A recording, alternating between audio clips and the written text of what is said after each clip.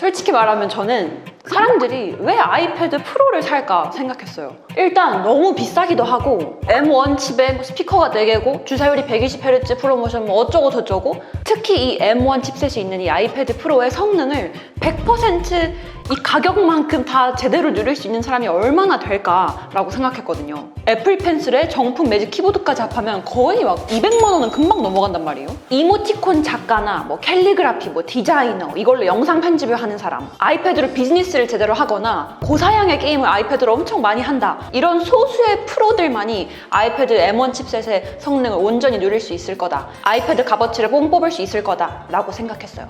그러니까 솔직히 말하면 대부분의 사람들에게는 이 아이패드 프로가 오버스펙이라 생각했습니다. 그래서 실제로 제 주위에서도 저한테 엄청 많이 물어봐요. 야, 민성아, 이번에 아이패드 뭐 살까? 그러면 저는 무조건 아이패드 에어를 추천했거든요. 솔직히 미니는 너무 작으니까 에어로 가라. 에어 시리즈가 가격을 생각했을 때나 성능을 생각했을 때나 충분하고 굳이 프로만큼의 그런 고성능이 필요하지 않다. 아이패드 에어로도 공부하고 필기하고 그림 그리고 뭐 하는데 충분하다라고 아이패드 에어를 가장 많이 권장을 했거든요. 그래서 실제로 저도 최근에 아이패드 에어를 직접 구매를 하기도 했고요. 그런데 문득 사람들이 아이패드 프로를 사는 데는 그래도 이유가 있지 않을까? 라는 생각이 드는 거예요. 그래서 애플에서 대여를 해왔습니다. 도대체 사람들이 아이패드 프로를 쓰는 이유가 뭘까 싶어서 애플 코리아한테 잠깐 빌려왔고요. 이왕 빌리는 거 제대로 이 프로를 즐겨보자 해서 정품 매직 키보드에 애플 펜슬까지 풀세트로 빌려왔습니다. 그래서 여기 제 눈앞에 제가 직접 산 아이패드 에어 5세대랑 아이패드 프로 12.9인치 5세대 모델이 있는데요. 아이패드 프로를 직접 써보니까 이래서 사람들이 아이패드 프로를 사는구나 를 느꼈던 몇 가지 부분이 있어요. 첫 번째는 화면 크기입니다. 아이패드 프로는 12.9인치, 아이패드 에어 5세대는 10.9인치 크기예요. 딱 2인치 차이가 나는데 이게 생각보다 차이가 체감이 좀 되더라고요. 솔직히 저는 화면이 크면 그냥 뭐 영상 볼 때만 더 시원시원하게 감상할 수 있다? 이 정도일 줄 알았거든요. 근데 이 아이패드의 화면 차이가 오히려 이렇게 아이폰에서 느껴지는 화면 크기의 차이랑은 또 조금 다르더라고요. 제가 지금까지 아이폰 XS Max, 11 Pro Max, 12 Pro Max, 그리고 지금 13 Pro Max까지 늘 이렇게 역대 아이폰 중에서 가장 큰 프로 맥스 시리즈를 선호했던 이유는 우선 제가 손이 크다 보니까 아이폰 미니 같은 그런 쪼꼬미한 제품을 잡았을 때는 아무래도 오타가 좀 많이 나더라고요. 그리고 누워서 영상 볼 때도 뭔가 좀 큼직큼직하게 영상을 감상하고 싶어서, 그래서 저는 늘 가장 큰 맥스 시리즈를 선호했던 거예요. 근데 아이패드는 또 다르더라고요. 솔직히 이 손의 크기가 그렇게 큰 상관은 없는 것 같습니다. 이 태블릿 자체가 휴대폰이랑 사용 목적이나 환경이 다르기 때문에 이렇게 손가락으로 타이핑을 할 일이 그렇게 많진 않고요. 손으로 타이핑을 한다 해도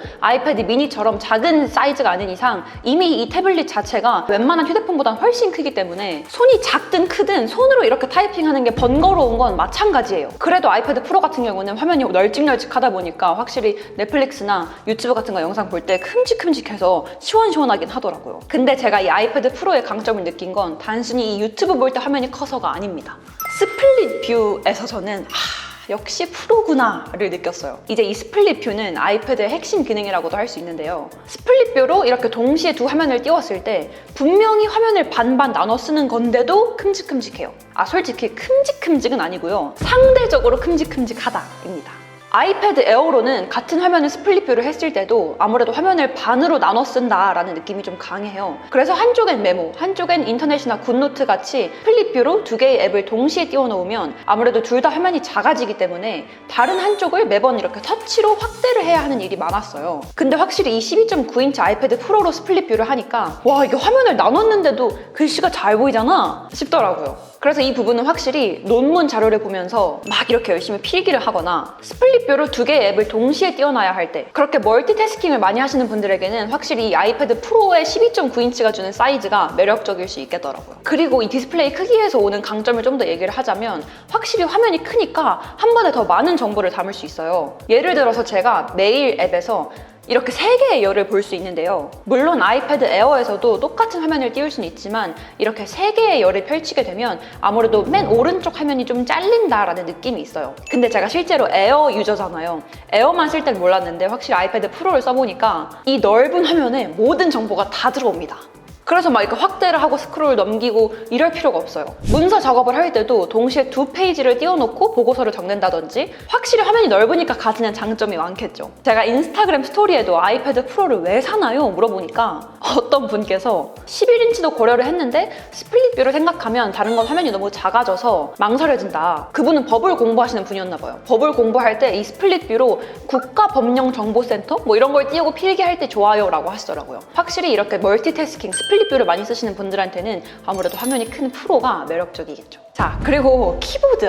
진짜 이 매직 키보드 얘기를 너무 하고 싶은데요. 제가 이번에 이렇게 촬영하려고 애플에서 아이패드 프로를 이렇게 풀세트로 대여받았다 했잖아요. 근데 이렇게 딱 대여를 받고 이 매직 키보드에 빠진 거예요, 제가. 물론 저도 이 아이패드랑 매직 키보드의 조합이 진짜 환상적이다라는 건 알고 있었지만 제가 이번에 아이패드 에어를 구매할 때는 뭐 솔직히 나 매직 키보드까지는 필요 없어 라고 생각해서 키보드는 따로 구매를 안 했거든요. 근데 오랜만에 이 아이패드 프로랑 매직 키보드의 조합을 막 이렇게 써보니까 와, 이거 진짜 거의 뭐 맥북이랑 다름없잖아. 너무 좋은 거예요. 괜히 막 이 타건감도 너무 좋게 느껴지고 무엇보다 이 트랙패드, 제가 안 그래도 아이맥에서 실제로 트랙패드를 너무 잘 쓰고 있는데 단 이 세 손가락으로 화면을 넘기고 올리고 축소하고 확대하고 이 모든 걸 할 수 있다는 게 너무 좋더라고요. 근데 이 아이패드 프로용 매직 키보드는 잠깐 대여받은 거고 제 게 아니잖아요. 진짜 제 거는 아이패드 에어잖아요. 그래서 갑자기 이 아이패드 정품 매직 키보드가 너무 사고 싶은 거예요. 그래서 어제 저녁에 갑자기 당근을 했습니다. 밤 9시 10분. 그 아이패드용 매직 키보드도 같이 대여를 해주셨어요. 근데 이게 너무 좋아가지고 진짜 이거는 무조건 사야겠다, 내 걸로도 하나 사야겠다 싶어서 제가 아이패드 에어 5세대니까 당근마켓 이렇게 해가지고 지금 바로 직거래를 하러 갑니다. 지금 밤 9시라서 좀 늦긴 했는데 이런 거 그냥 쿨하게 빨리 거래하는 게 나아서 그럼 지금 갈까요? 하니까 또 지금 오시면 10,000원 할인해 준대요. 그래서 이게 원래 정가가 38만 원으로 거의 40만 원이거든요. 근데 당근마켓에서 27만 원에, 그리고 제가 직거래하러 그쪽까지 가니까 10,000원 할인해서 26만 원에 주신다 해서 지금 호다닥 가보겠습니다. 26만 원 맞죠? 네네.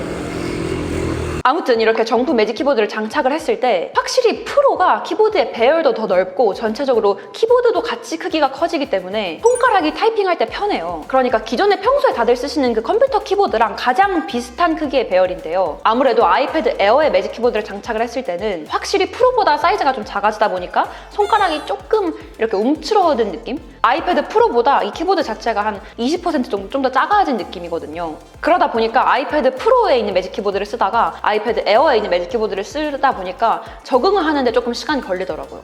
물론 아이패드 에어에 있는 이 매직 키보드로도 충분히 작업 가능하고 익숙해지기만 한다면 편하게 쓰실 수 있습니다. 다만 저는 아이패드 프로도 동시에 쓰면서 비교를 했기 때문에 확실히 아이패드 프로에 매직 키보드를 장착했을 때 시원시원하게 타이핑할 수 있는 게 확 체감이 되긴 했어요. 물론 이렇게 키보드 타이핑 얘기는 이 정품 매직 키보드처럼 아이패드 크기에 따라서 키보드의 크기도 조금 달라지는 제품의 하나는 얘기고요. 따로 그 로지텍 K380인가 그런 유명한 블루투스 키보드처럼 블루투스 키보드의 사이즈가 정해져 있으니까 해당되는 얘기는 아니겠죠. 무슨 말인지 다 알아들으셨죠, 여러분? 두 번째는 터치 아이디와 페이스 아이디인데요. 아이패드 프로는 페이스 아이디 지원이 됩니다. 단 페이스 아이디만 지원이 돼요. 그리고 아이패드 에어는 지문 인식 터치 아이디가 지원이 되는데요. 이것도 역시 터치 아이디만 지원이 돼요. 둘 다 되는 놈은 없어요. 저는 솔직히 말하면 아이패드 프로에 이 얼굴 인식이 되는 걸 잘 몰랐어요. 왜냐면 저는 실제로 아이패드 프로를 제 돈 주고 구매해서 써본 적이 한 번도 없고 다 아이패드 에어 시리즈나 아이패드 6세대처럼 홈 버튼이 있거나 지문 인식으로 잠금 해제하는 아이패드를 썼었거든요. 그래서 이번에 저도 처음 알았는데 아이패드 프로는 지문 인식이 아니라 얼굴 인식 잠금 해제 방식이더라고요. 근데 이 터치 아이디와 페이스 아이디의 장점은 둘 다 또렷하기 때문에 뭐 어느 게 좀 더 낫다라고 얘기할 순 없지만 그래도 개인적으로 저는 페이스 아이디가 조금 더 편한 것 같긴 해요. 왜냐하면 아이패드를 이렇게 열어서 화면을 켜고 이렇게 딱 작업을 하려고 할 때 아무래도 이 터치 아이디 같은 경우는 이렇게 딱 제품을 열고 왼쪽 위에 있는 이 잠금 인식에 내 지문을 한 번 더 갖다 대야 한다라는 번거로움이 있어요. 사실 이렇게 손가락 하나 갖다 대는 게 뭐 번거로운 건 아니고 그냥 좀 귀찮은 작업이 하나 더 생기는 느낌? 그게 그 말이네. 근데 아이패드 프로는 얼굴 인식이 되니까 이렇게 딱 제품을 열어서 내 얼굴을 인식하게 하고 바로 작업을 하면 되니까 이 손가락을 측면에 갖다 대야 한다는 이 단계 하나가 생략이 됩니다. 다만 이거는 터치 아이디 있는 모델을 계속 썼으면, 그러니까 만약에 제가 아이패드 에어만 계속 썼으면 터치 아이디 너무 편한데 왜 하나도 안 불편해? 라고 생각했을 것 같은데 터치 아이디를 쓰다가 이렇게 얼굴 인식이 되는 모델을 쓰니까 이게 확실히 진짜 편하긴 하구나를 좀 체감하는 부분입니다. 구독자분께서도 주사율이랑 페이스 아이디만큼은 라이트 유저라도 호불호가 확실해서 페이스 아이디를 골랐다라고 하시던데 저도 지극히 매우 아주 공감하는 바입니다. 자, 그 다음은 주사율인데요. 아이폰에서도 그렇게 말이 많더니 아이패드에서도 말도 많고 탈도 많고 뭐 논란도 많았던 화제의 중심인 이 주사율. 아이패드 프로는 120Hz 주사율이고요. 아이패드 에어 5세대는 60Hz 주사율입니다. 사실 이 주사율은 간단합니다. 60Hz 주사율 절대 나쁘지 않습니다. 실제로 저도 최근까지 60Hz 주사율 아이폰을 썼고 지금 제가 구매한 이 아이패드 에어 5세대도 60Hz잖아요. 근데 전혀 불편함을 느끼지 않습니다.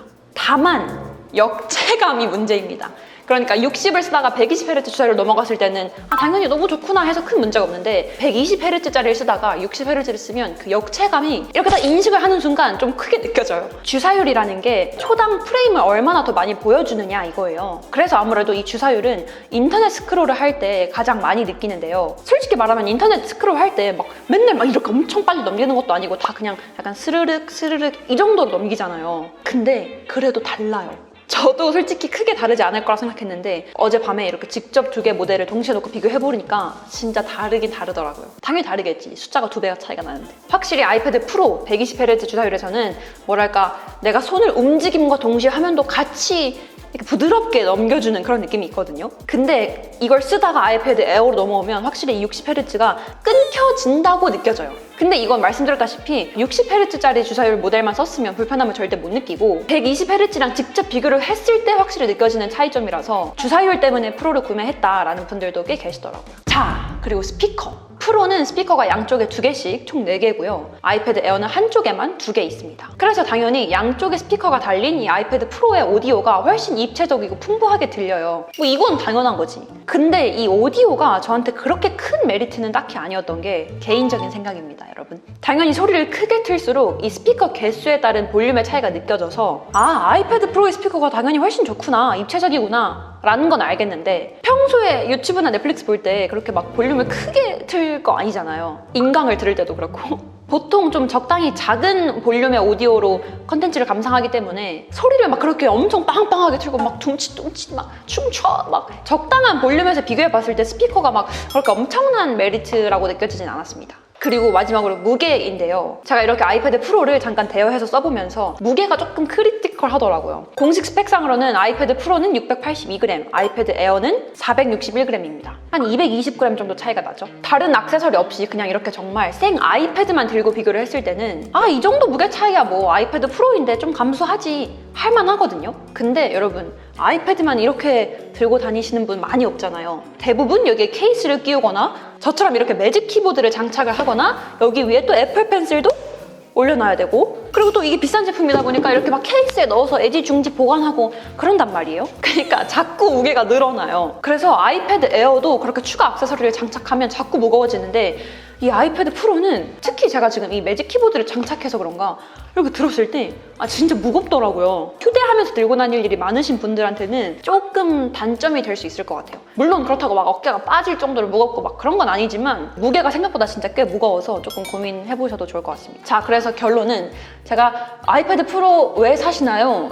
인스타그램 스토리에 물어보니까 많은 분들께서 거거익선이다, 뭔가 있어 보인다, 간지잖아요, 주사율이랑 화면 크기 때문에 뭐 이렇게 등등 다양한 이유를 남겨주셨는데요. 사람에 따라서 당연히 본인의 상황이나 환경에 맞는 제품을 사는 게 맞겠지만 그래도 제 의견을 물어보신다면 이렇게 아이패드 에어 시리즈만 써온 제가 아이패드 프로를 써봤을 때 확실히 이 아이패드 프로의 가장 큰 장점은 아무래도 화면 크기라고 생각을 합니다. 뭐 당연한 이야기겠지만 화면이 넓어짐으로써 담을 수 있는 정보도 훨씬 많고 스플릿 뷰로 화면을 나눴을 때도 더 원활하게 작업할 수 있고 여러모로 생산성이 높아지더라고요. 물론 이렇게 크기가 커질수록 무게도 더 무거워지고 가격도 더 비싸진다 라는 단점도 있지만 오늘도 역시 결론은 본인한테 맞는 거 사라 입니다.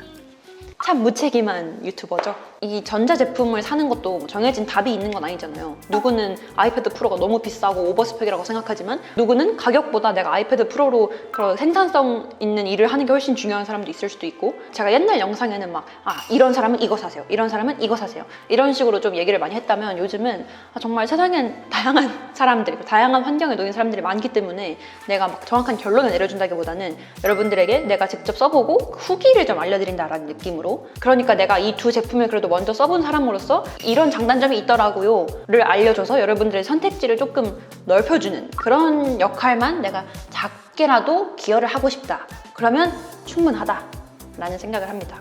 오늘도 또 이렇게 신나가지고 뻘 소리를 많이 했네요. 아이패드 사니까 애플 펜슬 사고, 매직 키보드 사고, 케이스 사고, 보호 필름 사고, 애플 펜슬 펜촉 사고. 자꾸 뭘 사게 되는, 이게 진짜 팀쿡의 큰 그림인가? 근데 또 자꾸 사게 된다? 최근에 이 아이패드 케이스에 대해서도 많이 여쭤보시더라고요. 그래서 제가 조만간 또 아이패드 액세서리 털어보는 영상도 가지고 오도록 하겠습니다. 그럼 배가 고파서 이만 가봐야겠죠. 여러분 안녕.